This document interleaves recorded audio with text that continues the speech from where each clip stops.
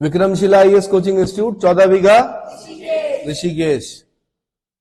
भारत के महामहिम राष्ट्रपति का विशेष अभिभाषण पढ़ रहे थे हम लोग, ठीक है। उसी क्रम में मैं आगे बढ़ा रहा हूं।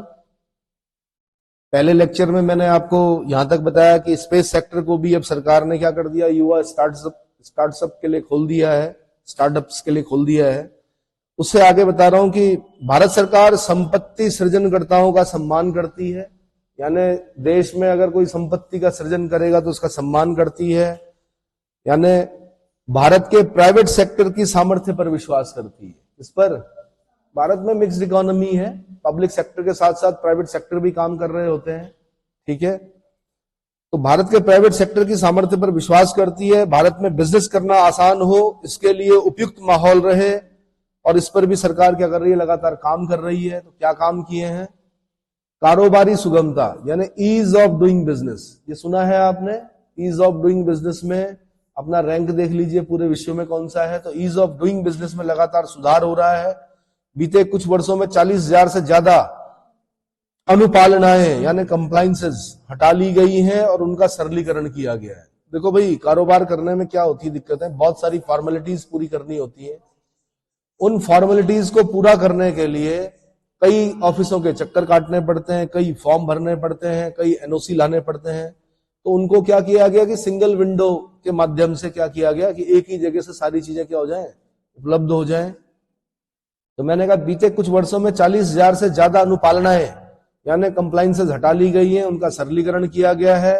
कंपनी अधिनियम तथा सीमित दायित्व साझेदारी अधिनियम यानी लिमिटेड लायबिलिटी पार्टनरशिप एक्ट में 63 प्रावधानों को अपराध की सूची से बाहर कर दिया गया है। क्या कर दिया गया है? 63 याद रखना है आपने। कितने?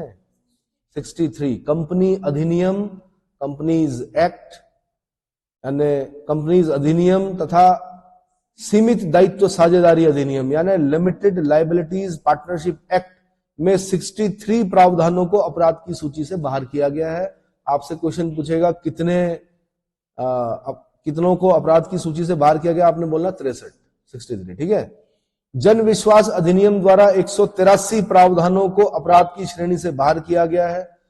अलग अलग क्वेश्चन पूछेगा। अगर पूछा उसने कंपनी अधिनियम तथा सीमित दायित्व साझेदारी अधिनियम लिमिटेड लायबिलिटीज पार्टनरशिप एक्ट में कितने प्रावधानों को अपराध की सूची से बाहर किया गया, तब आपने बोलना 63।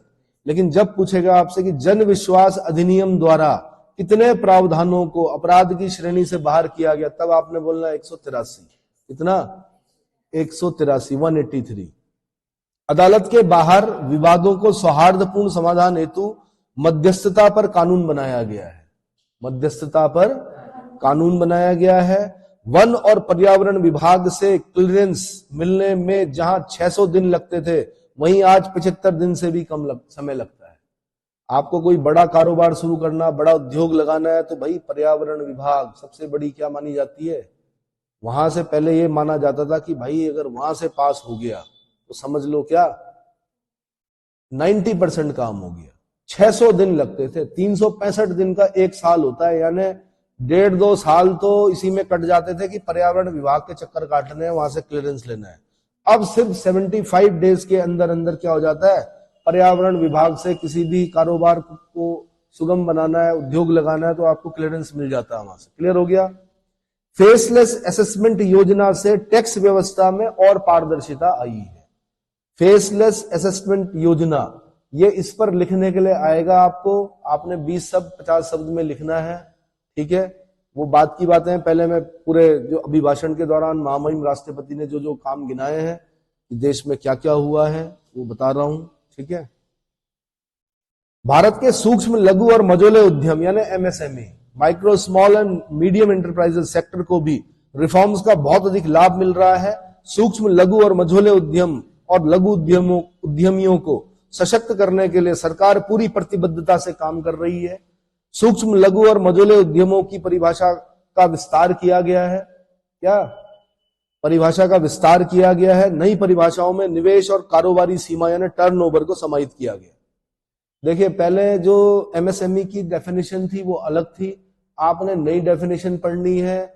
यूपीएससी क्वेश्चन बना चुकी है बहुत पहले, जब ये चेंजेस आए थे, जब टर्नओवर को समाहित किया गया था, निवेश इन्वेस्टमेंट और कारोबारी सीमा यानी टर्नओवर को जब समाहित किया गया था तो बोला गया था कितने, पूछेगा हो कि माइक्रो किसको मानेंगे, स्मॉल किसको मानेंगे, मीडियम किसको मानेंगे। तो एमएसएमई की डेफिनेशन को अगर आप अभी यहीं पर चेक कर लेते हैं तो आपका एक क्वेश्चन क्या हो जाएगा, तैयार हो जाएगा कि माइक्रो में कितना निवेश और कितना टर्नओवर, मीडियम में कितना, स्मॉल में कितना। तो वो आपका हमेशा के लिए क्या हो जाएगा, क्वेश्चन तैयार हो जाएगा। फिलहाल मुझे क्योंकि बहुत बड़ा अभिभाषण है, मैं अभी आगे बता रहा हूं, इंपॉर्टेंट आने वाला है। आज उद्यम और उद्यम असिस्ट पोर्टल पर लगभग 3.5 करोड़ सूक्ष्म, लघु और मझोले उद्यम रजिस्टर्ड हुए हैं। कितने? ठीक है भाई, देश के लिए भारी उद्योग जरूरी थे, लेकिन साथ में अगर मैं आपको बताऊं तो आज भी जो सबसे ज्यादा रोजगार देता है वो कौन देता है? एमएसएमई देता है। आज भी जो निर्यात में सबसे अच्छी भागीदारी है वो किसकी है? एमएसएमई की है। सर्कुलेशन में, क्योंकि कैश में ज्यादा काम चलता है इसमें, क्या एमएसएमई का वो है उसमें, ठीक है। यानी भारी उद्योग थे, ठीक है, सेकंड 5 ईयर प्लान में भारी उद्योग को किया गया, लेकिन एमएसएमई भी कहीं कम नहीं है। इसलिए देख रहे होंगे आप, सरकार लगातार एमएसएमई के लिए क्या कर रही है, प्रयास कर रही है। क्योंकि नोटबंदी और ये जो क्या हुआ था कोरोना, इन दो चीजों ने एमएसएमई की एक बार के लिए क्या कर दी थी, कमर तोड़ दी थी भाई। लेकिन सरकार ने प्रयास किए, पुनः प्रयास किए, है ना। और उसके बाद फिर एमएसएमई पर क्या किया जा रहा है, ध्यान दिया जा रहा है, उनको लोन आसान बनाए जा रहे हैं, उनकी जो वित्तीय आवश्यकता है उनकी पूर्ति के लिए कानून बनाए जा रहे हैं, ठीक है। तो जरूरी है देश में क्या, एमएसएमई। 3.5 करोड़ सूक्ष्म, लघु और मझोले उद्यम रजिस्टर्ड हैं। बीते वर्ष में सूक्ष्म, लघु और मझोले उद्यम के लिए क्रेडिट गारंटी स्कीम के तहत करीब 5 लाख करोड़ की गारंटी स्वीकृत की गई है। यह 2014 से पहले के दशक में 6 गुना अधिक है।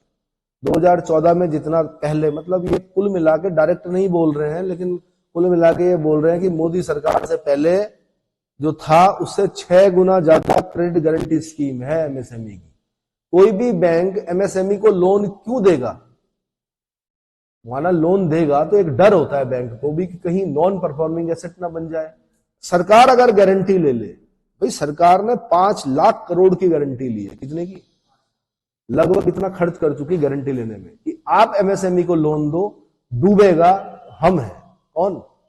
जब सरकार ने बोल दिया, उसी को बोल रहे हैं क्रेडिट गारंटी स्कीम। समझ में आ रहा है? तो अब जो है वो बड़े आसानी से मिल जाता है। आप एमएसएमई के लिए अगर खोलना चाह रहे हैं, माइक्रो, स्मॉल या मीडियम एंटरप्राइजेस, एंटरप्रेन्योर बनना चाह रहे हैं, तो आपको आसानी से क्या हो जाएगा, लोन क्या हो जाएगा, सैंक्शन हो जाएगा। बस आपकी फाइल जो चार्टर अकाउंटेंट से बनवाते हैं आप, वो अच्छी होनी चाहिए। क्लियर हो गया? सरकार का एक और बड़ा सुधार डिजिटल इंडिया का निर्माण है भाई। क्या है? जब शुरू में आया सब लोग मजाक उड़ा रहे थे। सैम पित्रोदा ने तो बहुत पहले, ज्ञान आयोग के अध्यक्ष थे कभी सैम पित्रोदा, उन्होंने तो बहुत पहले बोल दिया था कि आने वाला समय ऐसा होगा। जब हम उनका इंटरव्यू देख रहे थे डिजिटल इंडिया पर, जब हम सुन रहे थे तो यकीन नहीं हो रहा था यार कहां होगा, अशिक्षित लोग हैं, इतनी अशिक्षा है कहां। आज पता चल रहा है डिजिटल इंडिया वास्तव में क्या है, और धीरे धीरे इसका जो आकार है वो बढ़ता जा रहा है। धीरे धीरे इसका क्या हो रहा है, गांव गांव तक पहुंच गया है। डिजिटल इंडिया ने भारत में जीवन और बिजनेस दोनों को बहुत आसान बना दिया।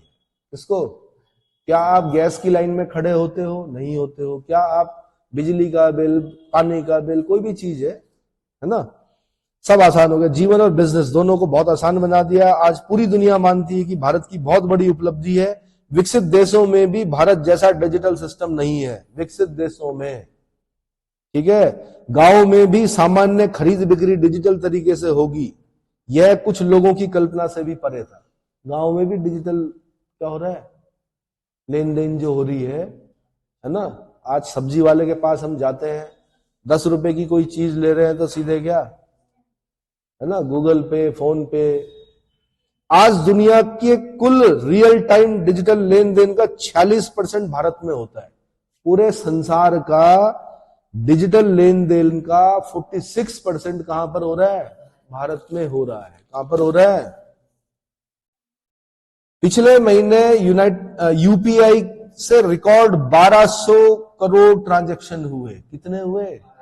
यूपीआई से 1200 करोड़ ट्रांजैक्शन हुए पिछले महीने की बात, मतलब जनवरी। 1 फरवरी को इन्होंने क्या किया, अभिभाषण दिया महामहिम ने, तो इसका मतलब जनवरी में 1200 करोड़ ट्रांजैक्शन हुए। कितने? 1200 करोड़। इसके तहत 18 लाख करोड़ रुपए का रिकॉर्ड लेन देन हुआ। कितने का? 18 लाख करोड़ रुपए का रिकॉर्ड लेन देन हुआ। दुनिया के दूसरे देश भी आज यूपीआई से ट्रांजैक्शन की सुविधा दे रहे हैं। डिजिटल इंडिया के कारण बैंकिंग आसान हुई है, ऋण वितरण भी सरल हुआ है। जन धन आधार मोबाइल, भाई सुन लो, यहां से क्वेश्चन पूछेगा जैम। क्या पूछेगा? जैम। एक है जनधन योजना, एक है आधार कार्ड और एक है मोबाइल। इन तीनों को मिलाकर बोलते हैं जैम। तो जनधन आधार मोबाइल, जैम। क्या? जनधन आधार मोबाइल की त्रिशक्ति से भ्रष्टाचार पर लगाम लगाने में मदद मिली है। सरकार अब तक 34 lakh crore direct benefit transfer, DBT बोलते हैं उसको, डायरेक्ट बेनिफिट ट्रांसफर स्कीम बोलते हैं, तो डीबीटी के माध्यम से ट्रांसफर कर चुकी है। जनधन आधार मोबाइल के कारण करीब 10 करोड़ फर्जी लाभार्थी सिस्टम से बाहर किए गए। कितने? 10 करोड़ फर्जी लाभार्थी सिस्टम से बाहर किए गए हैं। इसमें लगभग 3 लाख करोड़ रुपए गलत हाथों में जाने से क्या है? बचे हैं। 3 लाख करोड़ रुपए की क्या हुई है? बचत हुई है। 3 लाख करोड़ रुपए समझते हैं देश का? कई योजनाएं बन सकती, कई पुल बन सकते हैं, कई डैम बन सकते हैं जो गलत हाथों में जा रहे थे। तो ये डीबीटी के आने से ये फायदा हुआ। ठीक है। डिजी लॉकर की सुविधा भी जीवन को आसान बना रही है। इसमें अभी तक यूजर्स के 6 बिलियन से ज्यादा डॉक्यूमेंट्स जारी हुए हैं। कितने? बिलियंस बोल रहा हूं मैं। बिलियंस में 9 जीरो होते हैं, मिलियंस में 6 जीरो होते हैं। कितने? बिलियंस में 9 जीरो होते हैं, गिन लीजिए। 6 बिलियन से ज्यादा डॉक्यूमेंट जारी हुए हैं। आयुष्मान भारत हेल्थ अकाउंट के तहत लगभग 53 करोड़ लोगों की डिजिटल हेल्थ आईडी बन चुकी है। क्या बन चुकी है? हेल्थ आईडी बन चुकी है। डिजिटल के साथ साथ भौतिक अधोरचना यानी फिजिकल इंफ्रास्ट्रक्चर पर भी रिकॉर्ड निवेश हुआ है। आज भारत में ऐसा इंफ्रास्ट्रक्चर बन रहा है जिसका सपना हर भारतीय देखता था पिछले 10 वर्षों के दौरान। भैया हम भी देखते थे, हम भी उत्तराखंड के लोग हैं। हम जब जाते थे पहाड़ों में तो बस सुबह बैठना पड़ता था, 3 बजे उठना पड़ता था। 3 बजे से फिर बस में सीट घेरनी पड़ती थी आगे वाली, क्योंकि पहाड़ में तो पता ही है मोड़ होते हैं। नेगी जी ने गाना गाया, सरारा पुआ पुआ चली भै मोटर चली, है ना। सीट घेरनी पड़ती थी आगे की, पीछे मिल गई तो समझ लो फिर तो क्या है ना, रही माम है। और उसके बाद फिर तब जाके सुबह बैठते थे, 4 बजे वो गाड़ी चलना शुरू होती, तब जाके शाम तक कहीं रुद्रप्रयाग तक पहुंचती थी, रात तक। आज क्या है? ऑल वेदर रोड है। ऑल वेदर रोड में शाम को भी निकल लो तो पहुंच जाओगे केदारनाथ बद्रीनाथ। यही तो है। तो ये सुविधा मिली है। गांव में 4.25 लाख किलोमीटर नई सड़कें बनी है। मेरे गांव में भी अब पहुंची है। सोचो, 4.25 लाख किलोमीटर नई 4.25 लाख किलोमीटर नई सड़कें बनी है। नेशनल हाईवे की लंबाई 90,000 किलोमीटर से बढ़कर 1,46,000 किलोमीटर हुई है। मेरे गांव में भी अब पहुंची है सड़क, पर ऐ सड़क तो तब आई जब गांव में कोई भी न रहा। क्या? जब गांव में कोई रहा ही नहीं, तो अब सड़क पहुंची है। लेकिन होगा, रिवर्स माइग्रेशन होगा, कोशिश करेंगे वापस जाने की, है ना। थोड़ा सा क्या हो जाए वहां, रोजगार के साधन, स्वास्थ्य और शिक्षा, तो फिर दोबारा जाएंगे, क्यों नहीं जाएंगे। नेशनल हाईवे की लंबाई 90,000 किलोमीटर से बढ़कर 1,46,000 किलोमीटर तक हो गई है। 4 लेन नेशनल हाईवे की लंबाई 2.5 गुना बढ़ी है। 4 लेन नेशनल हाईवे की लंबाई 2.5 गुना बढ़ी है। हाई स्पीड कॉरिडोर की लंबाई 500 किलोमीटर थी, जो आज 4,000 किलोमीटर हो गई है। 5/8 होता है। 500 किलोमीटर से 4,000 किलोमीटर। ये बताएंगे नहीं कि 500 किलोमीटर कब थी। 500 किलोमीटर 2014 से पहले थी। 2014 के बाद 4,000 किलोमीटर हो चुकी है हाई स्पीड कॉरिडोर। एयरपोर्ट्स की संख्या 74 से 2 गुना बढ़कर 149 हो चुकी है। उड़े देश का आम नागरिक जैसी योजनाएं चल रही है। सस्ता हो गया जहाजों में बैठना। पहले लोग अगर कोई जहाज में बैठता था तो अपनी वो जो ब्रीफ केस होता है उसमें जो एक वो टैग लगता था एयरपोर्ट का, वो हटाते ही नहीं थे। बस में जब चढ़ते थे तो वो हटाते नहीं थे और बार बार उस दिखाते थे कि देखो हम जहाज में बैठ के आए हैं। वो जमाना गया। क्या? वो जमाना गया। अब जहाज में बैठना क्या है, आसान है, सस्ता है। एयरपोर्ट्स की भी संख्या 74 से 2 गुना बढ़कर 149 हो चुकी है। और देश के बड़े बंदरगाहों पर माल के लदान और उतारने की क्षमता, कार्गो हैंडलिंग कैपेसिटी दोगुनी हो चुकी है। ब्रॉडबैंड इस्तेमाल करने वालों की संख्या में 14 गुना की बढ़ोतरी हुई है। कितनी? 14 गुना ब्रॉडबैंड। ठीक है। देश की लगभग 2 लाख गांव पंचायतों को ऑप्टिकल फाइबर से जोड़ा जा रहा है, जोड़ा जा चुका है। 4 लाख से अधिक कॉमन सर्विस सेंटर्स भी खुले हैं जो रोजगार के बड़े माध्यम बने हैं। देश में 10,000 किलोमीटर गैस पाइपलाइन भी बिछाई गई है। 10,000 किलोमीटर। कभी हम लोग पढ़ते थे HBJ, Hazira Bijapur Jagdishpur pipeline, gas pipeline, लेकिन अब मैंने कहा 10,000 किलोमीटर और क्या कर दी गई है, एक्सटेंड किया गया गैस पाइपलाइन को। क्या फायदा होता है इससे? अभी आने वाले समय में अगर आपको कुछ अपने भविष्य में अगर आप इंजीनियरिंग करना चाह रहे हैं तो गैस इंजीनियर बने। क्या बने? अभी हर घर में ये सिलेंडर वाला कंसेप्ट खत्म होना है। क्या होना है?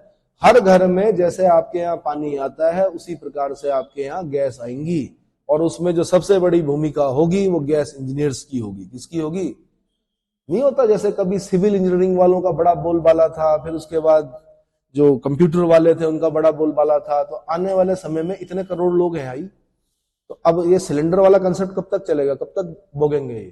तो हर जगह पर क्या होगा, गैस पाइपलाइन आएंगी, एक जगह पर उसका सेंटर बनेगा, वहां से डिस्ट्रीब्यूट होगी। आपका जैसे प्रीपेड और पोस्टपेड होता है ना, जितना आपने पे किया उस हिसाब से आप उसको क्या करेंगे, यूज करेंगे। और ये मैं बहुत पहले से बोलता आ रहा हूं, आज से 20 साल पहले से बोलता आ रहा हूं। 20 तो नहीं, लेकिन जब मैं सुनता था कि मेट्रोपॉलिटन सिटीज में क्या है, ये है, मैं ये बोलता था यार हम जंगल हमने बचा रखे, ऑक्सीजन हम दे रहे उत्तराखंड के लोग, तो और हमारा आदमी भोग भी रहा है सिलेंडर और डबल कीमत पर ले रहा है। मतलब डबल कीमत ही समझो, यहां से नीचे से लेगा, फिर खुद भी भोगेगा, वहां तक जाएगा, बड़ी दिक्कत होती थी। तो कायदे से तो सबसे पहले हमें देनी चाहिए थी। जंगल हमारे हैं ना, हमने अपने विकास को बाधित किया है इन जंगलों की वजह से, इन्हें बचाने के लिए क्या किया है। कई जगहों पर सड़कें इसीलिए नहीं गई कि वन विभाग की क्या आती थी, एरिया आता था, नहीं बाधित, मुख्य धारा से अलग रहे, क्या रहे। तो ठीक है भाई, अब जा रहा है तो बहुत अच्छी बात है। तो one nation one power grid से बिजली की व्यवस्था में सुधार हुआ है। पहले तो बिजली के तारों में कई लोग कपड़े सुखाते थे, उनको कंफर्म था कि बिजली आनी है नहीं, है ना, ऐसा भी समय था। उत्तर प्रदेश ने देखा है और कई राज्यों ने देखा है ऐसा कि बिजली के तार अगर छत के आगे से जा रहे हैं तो उस पर कपड़े सुखाते थे, क्योंकि उनको पता था कि आधे घंटे बिजली आनी है। लेकिन one nation one power grid से बिजली की व्यवस्था में सुधार हुआ है। One nation one gas grid से गैस आधारित अर्थव्यवस्था को बल मिल रहा है। ठीक है, पहले कई बार सुनते थे हम कि भैया 2 महीने तक नहीं मिलेगा सिलेंडर, अब क्यों जी, गड़बड़ हो गया कि one nation one gas grid से गैस आधारित अर्थव्यवस्था को भी बल मिल रहा है। सिर्फ 5 शहरों तक सीमित मेट्रो की सुविधा थी, आज 20 शहरों में। 5 जगह सुनते थे मेट्रो, और कभी जब दिल्ली जाते हैं आप मेट्रो में बैठते हैं तो गर्व महसूस होता है। क्या होता है? लाइफ लाइन दिल्ली की मेट्रो। और आने वाले समय में अभी खरीद रहा है आदमी कारें वारें, ये सब विकसित देशों में लोग कारों से नहीं करते, पब्लिक ट्रांसपोर्ट से क्या करते हैं, सफर करते हैं। क्यों? क्योंकि वो ज्यादा आसान है, कम खर्चा। बात पैसे की नहीं होती है, बात होती है सुविधा की। इसकी आने वाले समय में लोगों की गाड़ियां खड़ी रहनी है। जैसे एक जमाने में इलेक्ट्रॉनिक कचरा सबसे बड़ी समस्या था, वैसे ही एक जमाने में क्या होना है, अब ये 4 व्हीलर, ये जो जितनी भी चीजें अभी शौक है पूरे कर लो, कोई दिक्कत नहीं है, लेकिन एक टाइम ऐसा आएगा कि सरकार अपना ऐसा जाल बिछा देगी इस चीज का, पब्लिक ट्रांसपोर्ट का, कि आप बाध्य होंगे पब्लिक ट्रांसपोर्ट में जाने की। घर के आगे से मिलेगा भाई। जैसे दिल्ली है, दिल्ली में लोग क्या करते हैं, मेट्रो से सफर करते हैं। जब मेट्रो मैन ई श्रीधरन जी, एक वो ऐसे व्यक्ति हैं जिन्होंने मेट्रो के प्रोजेक्ट को टाइम से पहले पूरा किया। ई श्रीधरन, मेट्रो मैन बोला जाता है उनको। ठीक है, जब मेट्रो बन रही थी ना तो लोग बोल रहे थे कि देखना ये बैंकक्रप्ट हो जाएगा दिल्ली, मतलब ये क्या बोलते हैं उसको, दिवालिया हो जाएगी दिल्ली। क्यों? क्योंकि लोग तो बैठेंगे नहीं, सबके पास अपनी गाड़ी है। और वास्तव में अगर मेट्रो में लोग नहीं बैठते तो दिवालिया हो जाती दिल्ली। लेकिन क्या हुआ, लोग बैठे। क्या बैठे? ऐसे ही थोड़े दिमाग लगाया जाता है। सेंट्रल सेक्रेट मतलब ऐसी जगह पर ले जाई गई मेट्रो शुरू में, जहां की जाते जाते हैं लोग, जैसे विश्वविद्यालय। भाई बच्चा कार से थोड़ा जाएगा, किससे जाएगा, मेट्रो से जाएगा।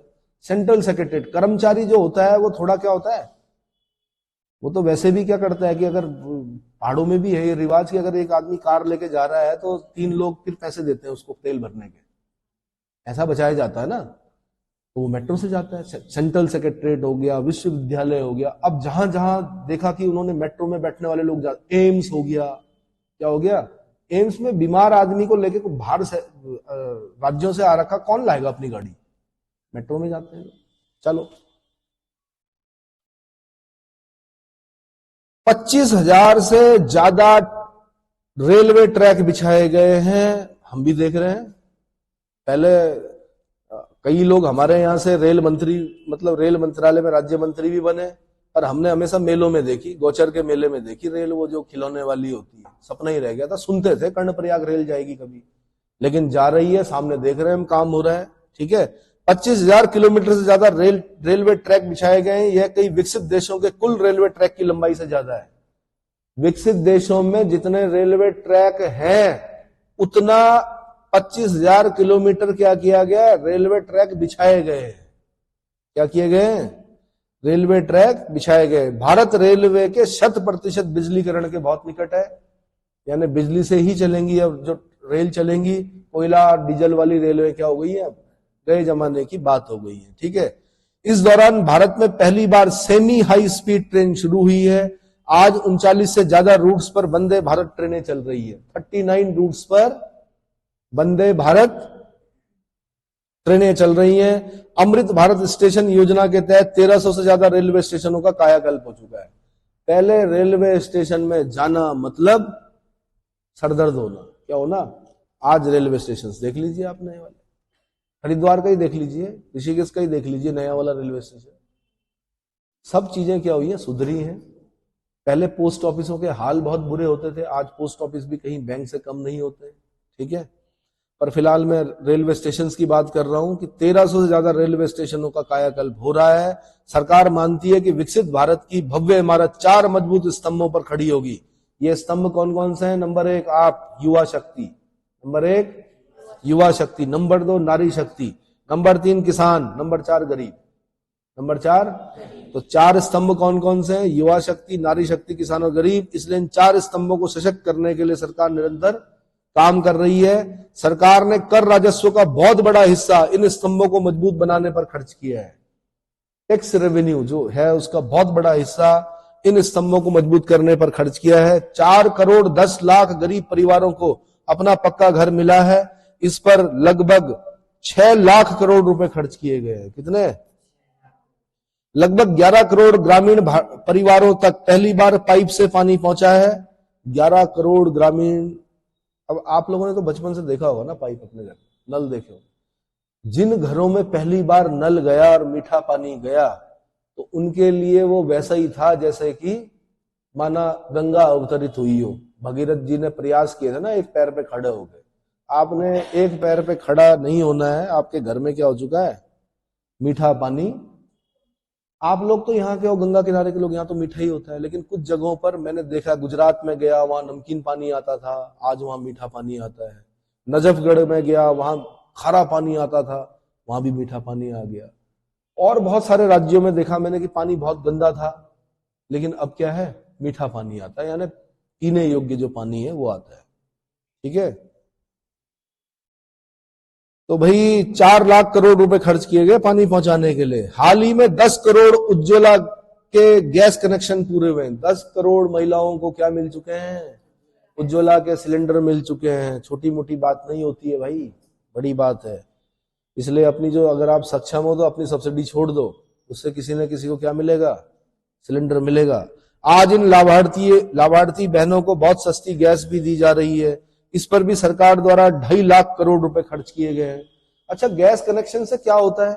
गैस कनेक्शन से सिर्फ खाना नहीं बनता है। गैस कनेक्शन से एक तो पर्यावरण की सुरक्षा होती है, जंगल नहीं कटते हैं। भाई पहले लकड़ियां कहां से लाते थे? वो जंगल से लाते थे, लकड़ियां जलाते थे या उपले बनाते थे, जलाते थे, उससे धुआं होता था। धुएं से क्या होता था? स्वास्थ्य, फेफड़े प्रभावित होते थे, आंखें प्रभावित होती थी। तब से देखा जा रहा मोतियाबिंद वाले भी कम हो गए। क्या हो गए? जो महिलाएं थी उनको 2 प्रकार के प्रॉब्लम होते थे, एक फेफड़े संबंधी और एक आंखों संबंधी। तो वो दोनों ही क्या हो गए? और दूसरा लकड़ी लेने जाना है, और क्या बोलते हैं फिर वो जो समय है वो किसी विकासात्मक कार्यों पर खर्च होंगे, नहीं होंगे तो कम से कम बच्चों की देखरेख पर तो होंगे। और बच्चों की अगर अच्छी देखरेख होगी तो स्वस्थ होंगे, और स्वस्थ होंगे तो युवा अगर स्वस्थ होगा तो भारत स्वस्थ होगा, और अगर युवा स्वस्थ होगा तो भारत भी तो अस्वस्थ होगा भाई। बोझ किस पर पड़ेगा? सरकार पर पड़ेगा। किस पर पड़ेगा? सरकारी अस्पतालों पर पड़ेगा। उस पर खर्च किसका होगा? सरकार का होगा। समझ रहे हो? एक चीज देकर कई बेनिफिट मिलते हैं उस चीज से। चलो,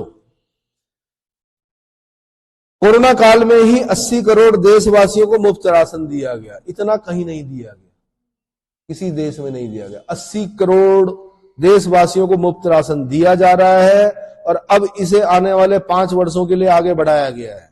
अब इस पर 11 लाख करोड़ रुपए खर्च होने का अनुमान है। कितना?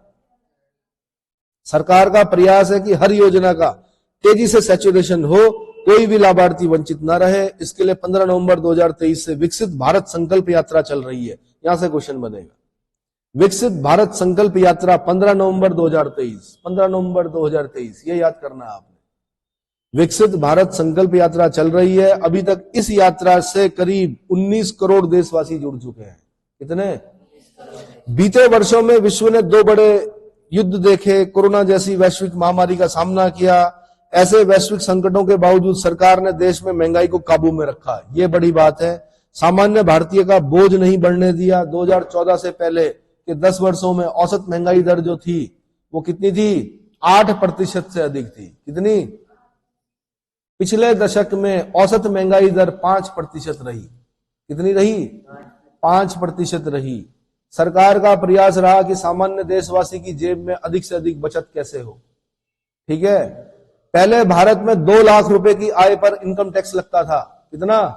2 लाख रुपए जहां आपने कमाए, 2 लाख 1 रुपया कमाया आपने इनकम टैक्स। अब आज भारत में 7 लाख रुपए तक की आय पर आयकर नहीं लगता है, इनकम टैक्स नहीं लगता है। 7 लाख तक की आय पर भी इनकम टैक्स नहीं लगता है।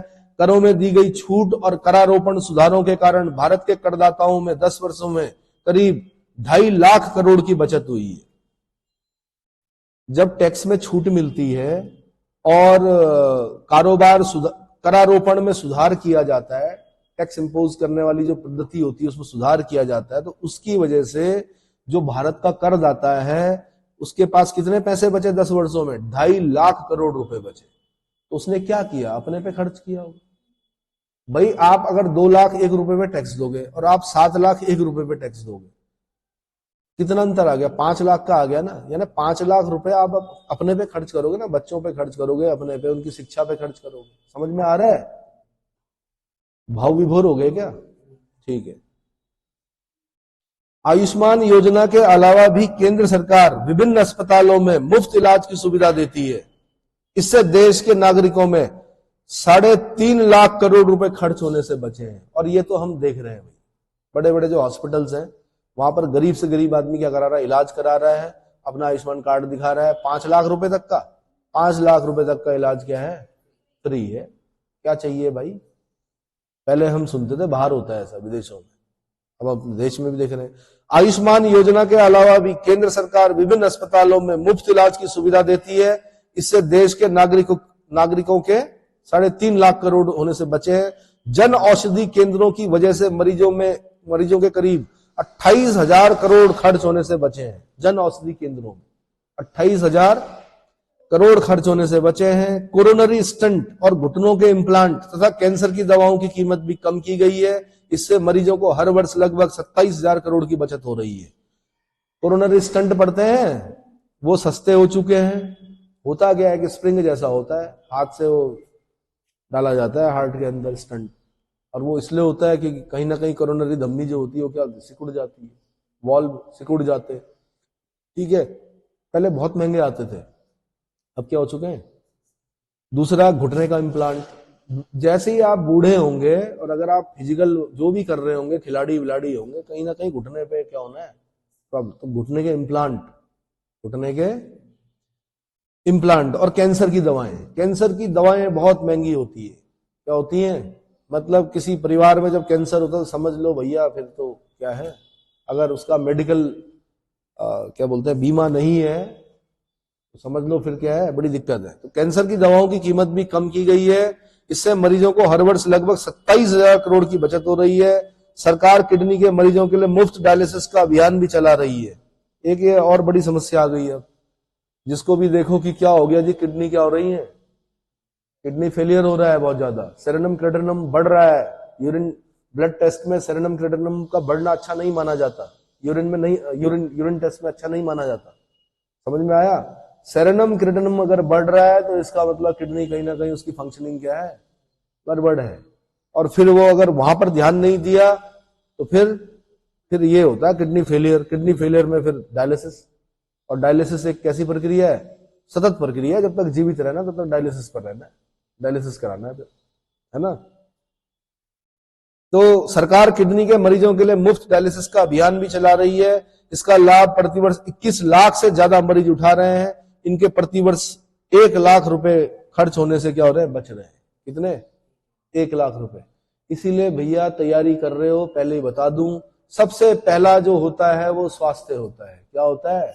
ये डीएम, एसडीएम, एसपी, डीएसपी, ये सब बात की चीजें हैं, ये पहले बता दूं।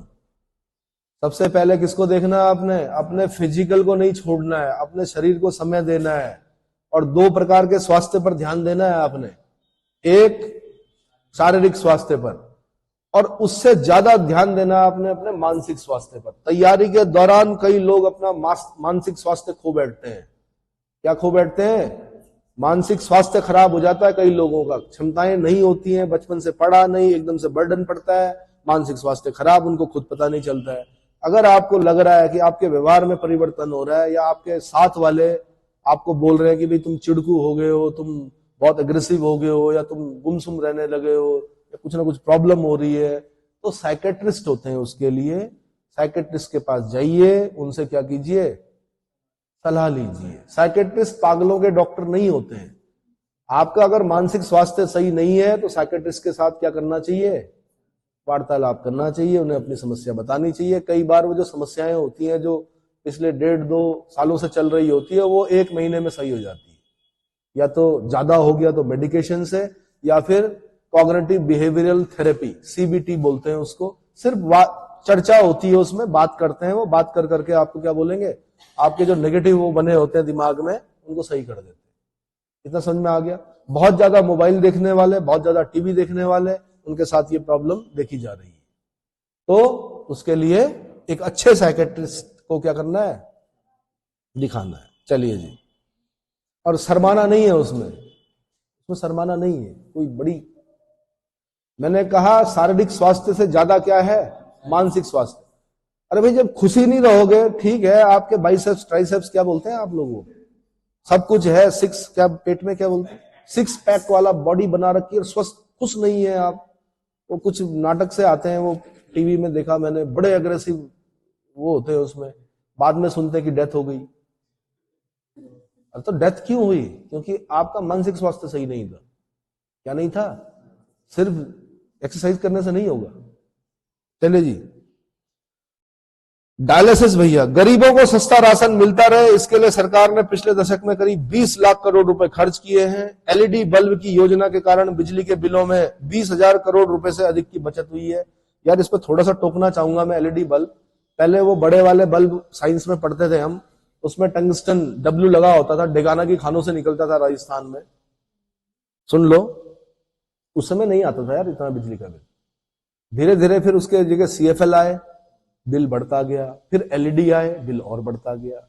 जबकि ये बताया जाता है कि 5% भी कहां, 1-2% हीट और 98% क्या देती है एलईडी, लाइट देती है, और कम वाट की होती है। और पहले क्या होता था, 200 वाट 100 वाट का बल्ब जलाना पड़ता था। वो क्या करता था, 85% हीट या 90% हीट और 10% क्या देता था, लाइट देता था। बल्ब हाथ लगा दिया तो क्या जल जाता था हाथ, और उसमें बिल कम आता था भाई। इसका मतलब बिजली की दरें बढ़ी है, क्या है।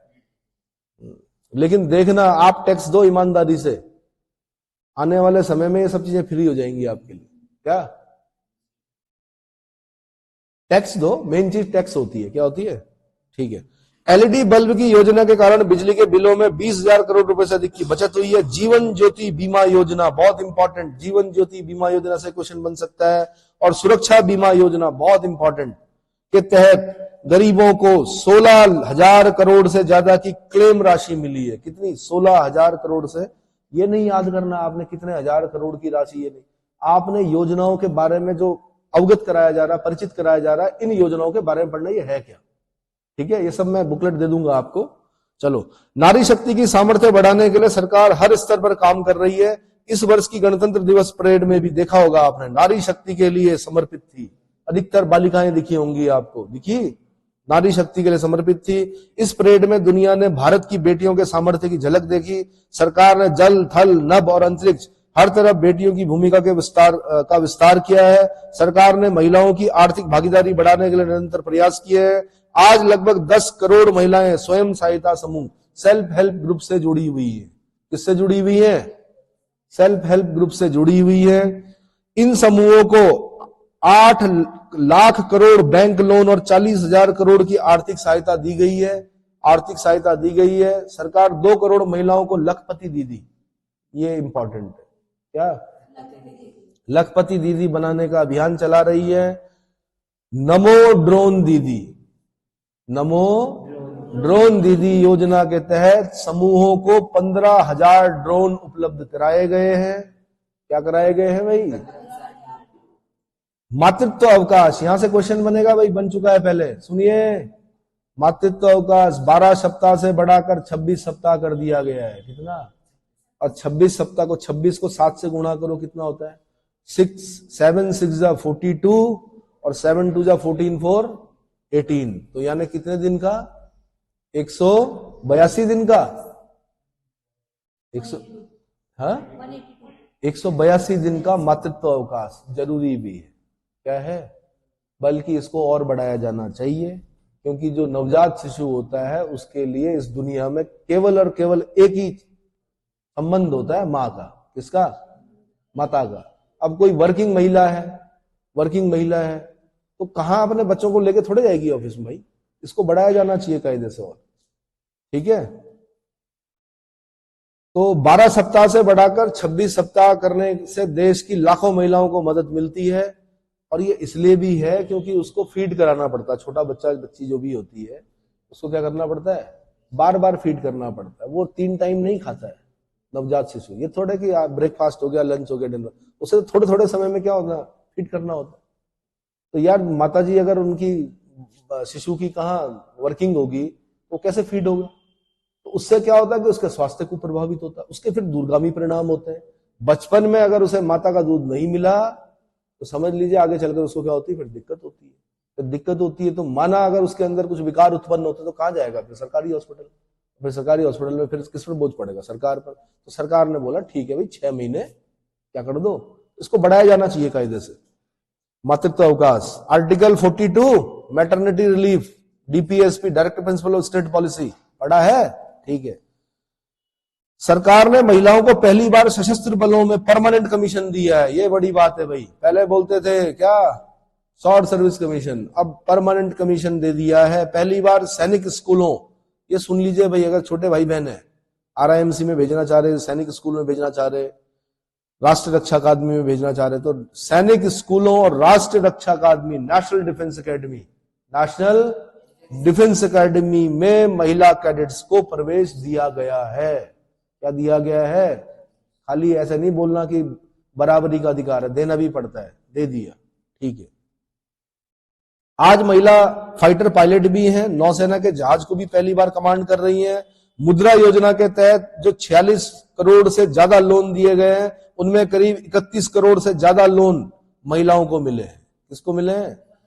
मुद्रा योजना में भी महिला ने अगर लोन क्या कर दिया, अप्लाई कर दिया, तो उसको मिलने की संभावना ज्यादा होती है बजाय कि पुरुष के। समझ में आया? इस योजना का से लाभ लेकर करोड़ों महिलाओं ने रोजगार शुरू किया है। क्या किया है? रोजगार शुरू किया है। सरकार आज खेती को अधिक लाभकारी बनाने पर बल दे रही है। सरकार का यह प्रयास है कि खेती में लागत कम हो और लाभ अधिक हो। सरकार ने पहली बार 10 करोड़ से अधिक छोटे किसानों को भी देश की कृषि नीति और योजनाओं में प्रमुखता दी है। देश की कृषि नीति पढ़नी है आपने। एग्रीकल्चरल पॉलिसी पढ़नी है आपने, क्या पढ़नी है? हाँ, और योजनाओं में प्रमुखता दी है। पीएम किसान सम्मान निधि, ये इंपॉर्टेंट है, यहां से क्वेश्चन बना है, दोबारा बनेगा। पीएम किसान सम्मान निधि के तहत अब तक 2,80,000 करोड़ किसानों को मिल चुके हैं। कितने?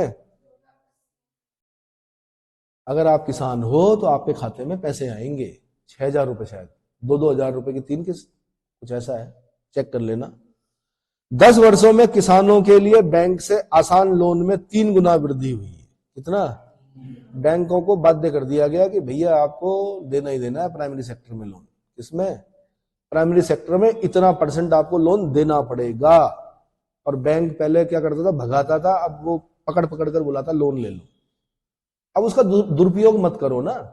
पता चला कृषि के नाम पे लोन लिया और ले लिया आपने क्या? स्कॉर्पियो, आगे लिखा दिया आपने किसान, वो गड़बड़ है। खेती के ले लो। 10 वर्षों में किसान के लिए बैंक से आसान लोन में 3 गुना वृद्धि हुई है। पहले तिलहन और दलहन फसलों, तिलहन तेल जिससे प्राप्त होता है, दलहन दालें, प्रोटीन मिलता है जिससे। सोया प्रदेश, मध्य प्रदेश, यूपीएससी ने पूछा कि सोया प्रदेश, हमने कहा यार सोया मतलब सोते होंगे। सोयाबीन, सोयाबीन सबसे ज्यादा कहां होता है? मध्य प्रदेश में। पहले एकदम यूपीएससी का जब पेपर दे रहे होते दिमाग उस हिसाब से काम नहीं करता ना। दिमाग ये सोचता क्या पूछा, सोया प्रदेश मतलब सीसी मक्खी होती होगी यहाँ पे। सीसी मक्खी काटने से स्लीपिंग सिकनेस होती है, वो अफ्रीका में होती है, सुना है? अरे एक मक्खी होती है सीसी, टीएससी, नाम स्पेलिंग क्या होती है? टीएससी। अफ्रीका में एक सीसी मक्खी होती है, वो काटती है, उससे स्लीपिंग सिकनेस होती है। तो एकदम से नहीं आया कि सोयाबीन के लिए पूछ रहा है, फिर थोड़ी देर में ध्यान में आया सोयाबीन के लिए पूछ रहा है, सोया प्रदेश, मध्य प्रदेश। दलहन से प्रोटीन मिलता है, क्या मिलता है? तो पहले तिलहन और दलहन फसलों की सरकारी खरीद नहीं के बराबर थी, सरकार खरीदती नहीं थी।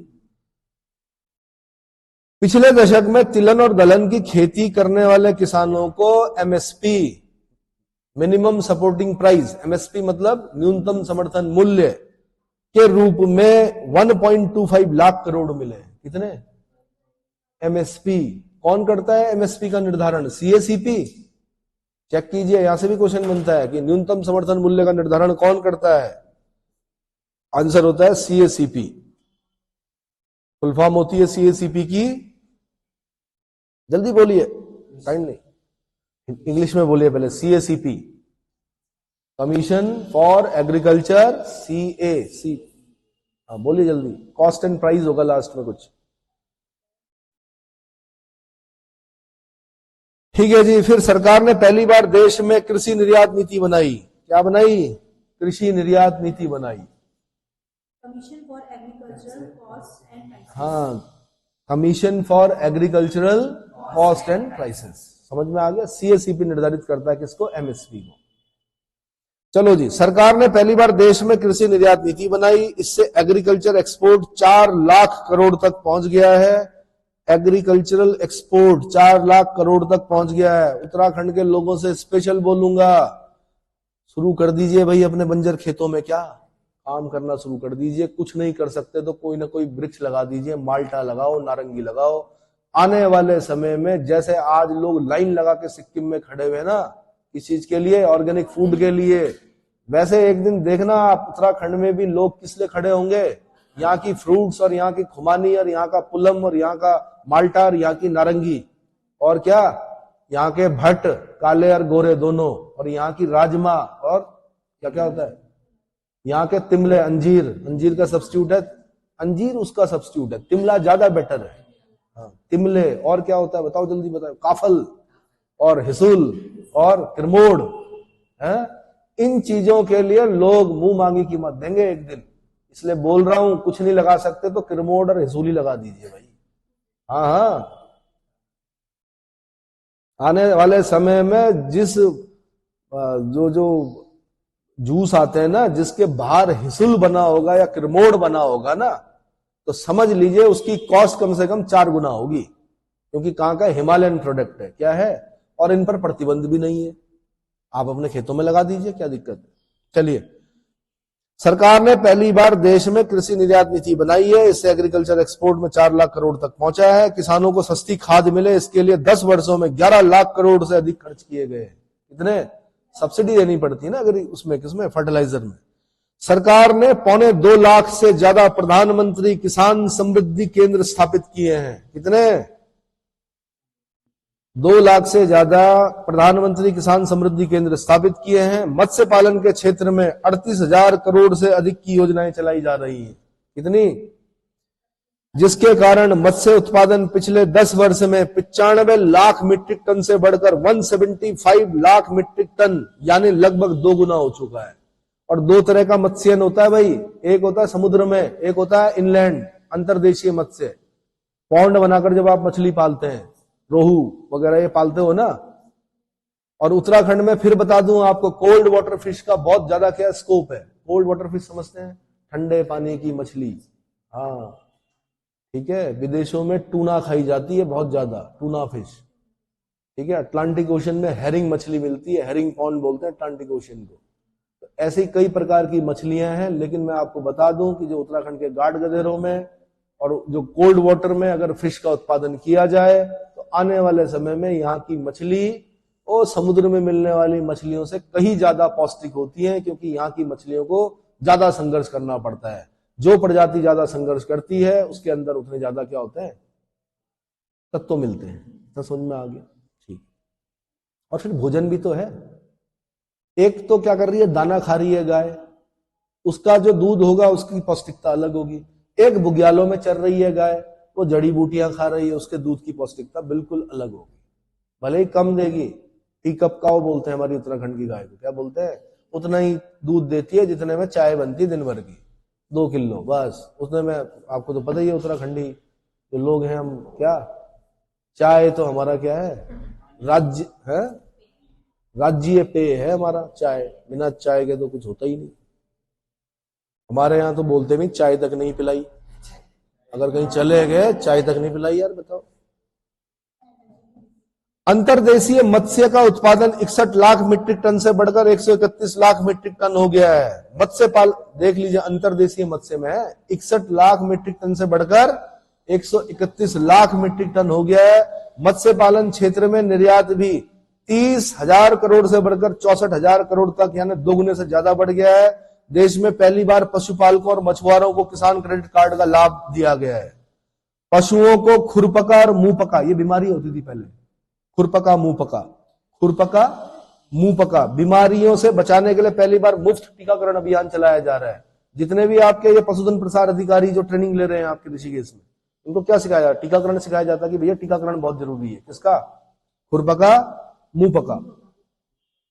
ठीक है, वेटनरी जो डॉक्टर्स होते हैं, डिपार्टमेंट्स जो हैं, जितनी भी बोवाइन डिजीज है उनसे संबंधित टीकाकरण कौन करा रही है? सरकार करा रही है। अब तक 4 चरणों में 50 करोड़ से ज्यादा टीके पशुओं को दिए जा चुके हैं। कितने? 50 करोड़ से ज्यादा टीके पशुओं को दिए जा चुके हैं। और पशुओं के टीके इंसानों को तो लगाए नहीं जा सकते, पशुओं को ही दिए होंगे मेरे ख्याल से। ठीक है, जन कल्याण की ये जितनी भी योजनाएं हैं ये सिर्फ सुविधा भर नहीं है, इनका देश के नागरिकों के पूरे जीवन चक्र पर सकारात्मक असर पड़ रहा है। विभिन्न सरकारी और गैर सरकारी संस्थाओं द्वारा मेरी सरकार की योजना, मेरी सरकार की योजनाओं के प्रभावों का अध्ययन किया गया है। इनके परिणाम बहुत ही प्रभावकारी हैं और गरीबी से लड़ रहे दुनिया के हर देश को प्रेरित करने वाले हैं। बीते वर्ष में विभिन्न संस्थाओं के अध्ययन के सामने आया है कि 11 करोड़ शौचालयों के निर्माण और खुले में शौच बंद होने से अनेक बीमारियों की रोकथाम हुई है। Open defecation free, open defecation क्या बोलते थे उसको? खुले में शौच, ओडीएफ बोलते थे। ओपन डेफिकेशन फ्री कर दिया गया देश को। ठीक है, 11 करोड़ शौचालयों का निर्माण कराया गया भाई। कितने? उससे क्या हो गया? बीमारियां रोकथाम हुई है। क्या हुई है? बीमारियों की रोकथाम हुई है। इससे शहरी क्षेत्र में हर गरीब परिवार को इलाज पर प्रति वर्ष 60,000 तक की बचत हो रही है भाई। कितना? प्रति वर्ष 60,000 रुपए तक की बचत हो रही है। पीएम आवास योजना पर हुए अध्ययन के अनुसार पक्के घर से परिवार की सामाजिक प्रतिष्ठा और गरिमा बढ़ी है। पक्के घर से परिवार की सामाजिक प्रतिष्ठा और बिल्कुल बढ़ेगी। प्रधानमंत्री सुरक्षित मातृत्व अभियान की वजह से आज देश में 100% संस्थागत प्रसव हो रहे हैं। इस वजह से मातृत्व मृत्यु दर में भी भारी गिरावट देखी गई है। वो देश उतना नीचे माना जाता है जहां एक तो इन्फेंट मोर्टेलिटी रेट ज्यादा हो, एक क्या हो, मदर मोर्टेलिटी रेट ज्यादा हो। यानी प्रसव के दौरान अगर माता की मृत्यु हो रही है किसी देश में ज्यादा है तो समझ लीजिए वो देश क्या पिछड़ा हुआ है। तो इसीलिए बोला गया कि संस्थागत प्रसव हो रहे हैं, मतलब अब वो जो गांव की दाई माँ होती हैं उनसे नहीं हो रहा है, अब जो शिक्षित प्रशिक्षित जो आशा कार्य करती है या जो स्वास्थ्य केंद्रों पर होती हैं वो प्रसव करा रही है। ठीक है। दूसरी चीज मैंने बताई, इससे क्या हो रहा है, मदर मोर्टेलिटी रेट में क्या आ रही है, कमी आ रही है। इन्फेंट मोर्टेलिटी रेट में भी कमी आएगी। क्या आएगी, कमी आएगी। ठीक है। शौचालयों के निर्माण से कई बीमारियां, तो पेट संबंधी बीमारियां इसीलिए होती थी कि खुले में शौच जाना था। अब लोक लज्जा, लोक लाज होती है, बहुत सारी चीजें होती है। ठीक है। तो जब शौचालय घर में बन गए तो उससे जो बीमारियां थी वो क्या हो गई, देखी जा रही है कि वो उस प्रकार की बीमारियां कम हो गई हैं। और जो 60,000 रुपए खर्च करता था व्यक्ति इस पर, उन बीमारियों पर कि जी अब ये हो गया वो हो गया, वो उन बीमारियों से निजात मिल चुकी है। एक और अध्ययन के अनुसार उज्ज्वला योजना के लाभार्थी परिवारों में गंभीर बीमारी की घटनाओं में कमी आई है। क्या आई है, कमी आई है। तो इससे आगे अभी आपका जो महामहिम राष्ट्रपति जी का अभिभाषण है वो अभी समाप्त नहीं हुआ है। जब समाप्त होगा तो उसके बाद मैं आपको बोल दूंगा कि आपने धन्यवाद प्रस्ताव क्या करना है, पारित करना है। क्योंकि महामहिम के अभिभाषण के बाद संसद को धन्यवाद प्रस्ताव क्या करना होता है, पारित करना होता है। मैं फिर बता दूं कि मैं एक साधारण शिक्षक हूं, आपके पेपर में आने हैं, मुझे नहीं करना है, महामहिम को कर देना ये क्लास से। ठीक है। अगर धन्यवाद प्रस्ताव पारित नहीं होता है तो सरकार को त्याग पत्र देना पड़ता है, पता है। तो हमें यह भी बताना है कि महामहिम ने जो दिया है अभिभाषण उसके लिए हम भी धन्यवाद देंगे। ठीक है। क्योंकि यहां से बहुत सारे क्वेश्चन क्या हो रहे हैं, कवर हो रहे हैं।